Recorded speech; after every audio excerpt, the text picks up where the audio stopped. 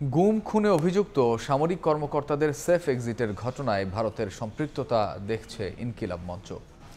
ঢাকা বিশ্ববিদ্যালয়ের মধুর ক্যান্টিনের সংবাদ সম্মেলনে গুম খুনে জড়িতদের বিচারের দাবি জানান সংগঠনটির নেতারা।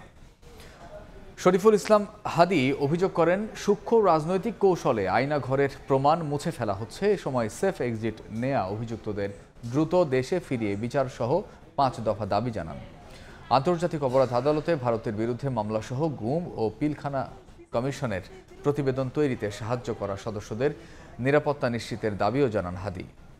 ঢাকার প্রাণকেন্দ্রে 2 দিন ধরে হত্যা করা শুধু হয় না, তার লাশটা তাপসের গাড়িতে উঠে পুড়িয়ে দেওয়া হয়। বাংলাদেশ সরকার ভারতের কাছে সহযোগিতা চেয়েছিল যে কারা কারা গুম করেছে অথবা ভারতের মধ্যে কারা আশ্রিত ছিল ভারত যেন জানায়। ভারত এখন পর্যন্ত উত্তর দেয় নাই। হাসিনা এবং ভারত এই জঙ্গিদেরকে পালছে বাংলাদেশের স্বাধীনতা ধ্বংস করার জন্য। ইনকিলাব মঞ্চের পক্ষ থেকে 5 দফা দাবি ঘোষণা করছি। অতি দ্রুত ইন্টারিম সরকারকে এই ব্যাপারে ব্যবস্থা গ্রহণ করতে হবে।